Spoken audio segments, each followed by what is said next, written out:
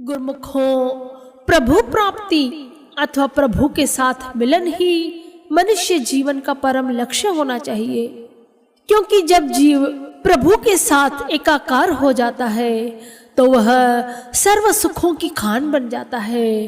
भगवान उसके ऊपर, उस जीव के ऊपर, उस गुरुमुख के ऊपर सब सुख न्योछावर कर देते हैं और भक्ति के लिए करना कुछ भी नहीं पड़ता।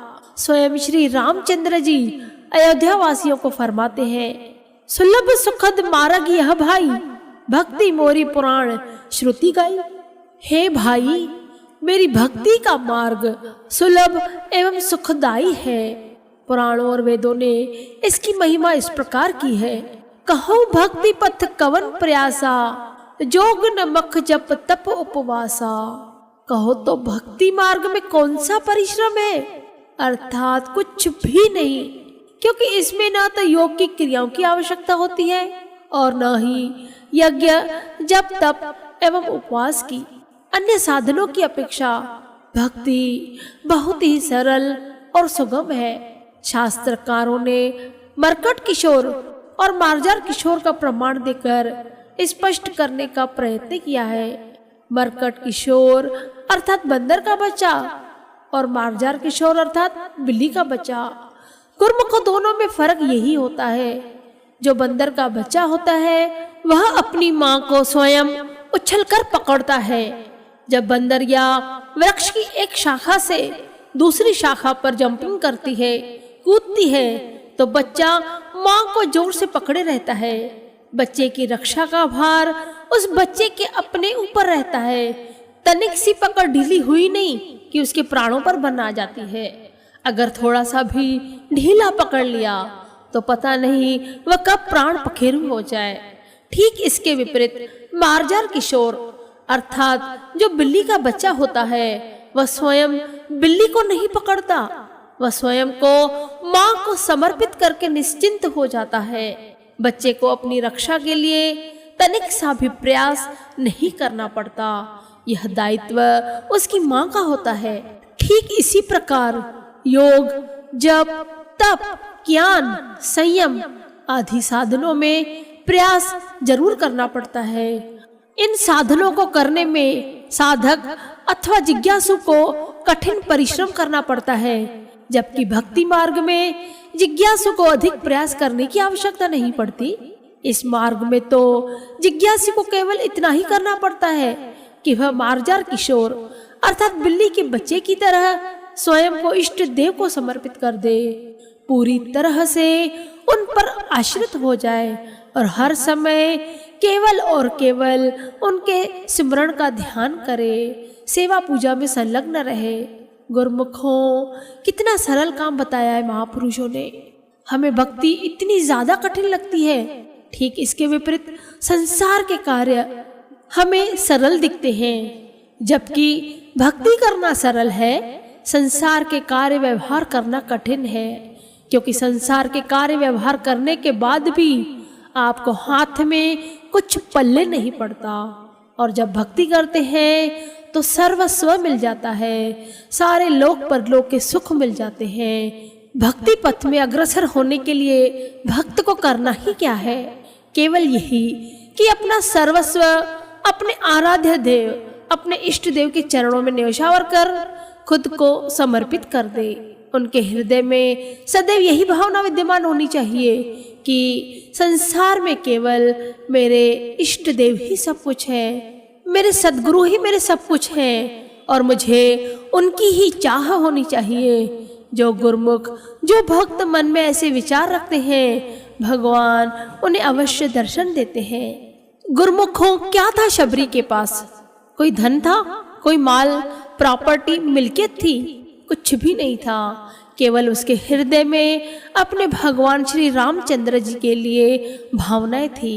निश्चल निष्काम प्रेम था। इसी प्रकार एक अनन्य भक्त को भी अपने इष्ट देव के अतिरिक्त किसी अन्य की आस दिल में नहीं रखना चाहिए, ना ही तो किसी और की ओर ध्यान भी देना चाहिए।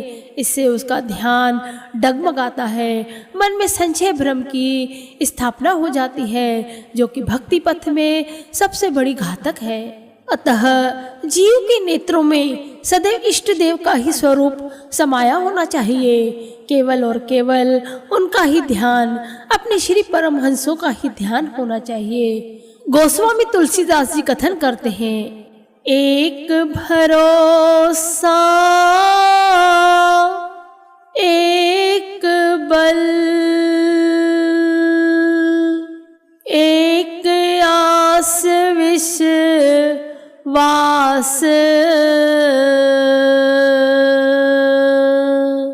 स्वाति सलील सतगुर चरण, चात्रिक तुलसीदास।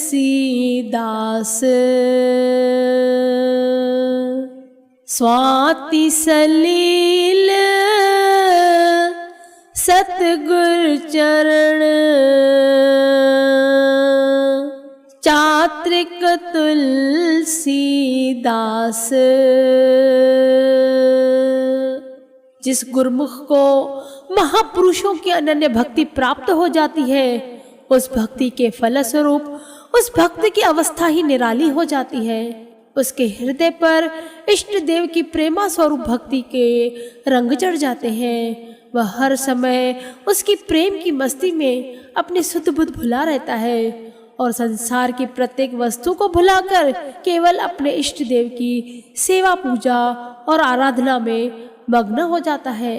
उसका मन तेल धारा के समान अविच्छिन्न भाव से अपने आराध्य देव के ध्यान में ही स्थिर रहता है। आंखों में हर समय श्री परमहंसों की छवि, नूरानी छवि समाई रहती है। जीवा पर सदे हुई महाप्रभु जी के गुणगान होते हैं। गुरुमुखों, हनुमान जी के हृदय में क्या था? अपने इष्ट देव श्री रामचंद्र जी के लिए अनन्य भक्ति। हनुमान जी ने तो अपना वक्ष स्थल चीर कर दिखला दिया कि उनके रोम रोम में उनके इष्ट देव श्री रामचंद्र जी समाये हुए हैं। गुरुमुखों, हम इतना तो नहीं कर सकते हैं, किंतु महापुरुषों ने जो आज्ञा फरमाई है, जो आज्ञा दी है, जो वचन फरमाते हैं, उन पर अपना जीवन अमली बनाए, इसमें हम गुरुमुखों का ही भला है। महापुरुष बार बार चिताते हैं, गुरुमुखों, काल माया के चक्कर से दूर रहो, उसमें मत फंसो, और इसके लिए जरूरी है 5 नियम, 2 घंटे भजन अभ्यास। जो भक्त, जो गुरुमुख ये विधि पूरी करता है, उसके जीवन से दुख तकलीफें हमेशा हमेशा के लिए मुक्त हो जाती है, कोसों दूर चली जाती हैं। और अगर कर्मों के वशीभूत गलती से अगर आ भी जाए, तो महापुरुषों का वरद हस्त उस गुरुमुख के ऊपर सदैव रहता है, जिससे कि उस जीव को उस तकलीफ से तकलीफ नहीं होती। जो तकलीफ कर्मों के वशीभूत मिली है, महापुरुषों की रहमत, दयालुता अनंत है, उसको पहचानो, उसको अपने हृदय में जगाओ। जब श्री रामचंद्र जी सीता की खोज करते करते भाई लक्ष्मण के साथ उस वन में पहुंचे जहां मतंग ऋषि का आश्रम था, उस समय महर्षि मतंग ब्रह्मलीन हो चुके थे। भगवान श्री रामचंद्र जी उस वन में कृपा फरमा रहे थे, और ये बात मतंग ऋषि के अनुयायियों को, शिष्यों को मालूम पड़ गई, और उन्होंने अपने आश्रम की खूब सजावट की, खूब सजाया। उनके अनुयायियों को लगा कि भगवान श्री रामचंद्र जी आश्रम की सजावट देखकर इस पर आकर्षित होकर यहाँ आएंगे, किंतु गुरुमुखों, भगवान तो प्रेम के भूखे हैं, उन्हें किसी सजावट की जरूरत नहीं, ना ही उन्हें किसी चीजों की भी जरूरत होती है। ये बिल्कुल अपने मन में धारण कर लेना चाहिए। महापुरुषों को केवल और केवल भक्तों का प्रेम चाहिए, वो भी निस्वार्थ और निश्चल प्रेम।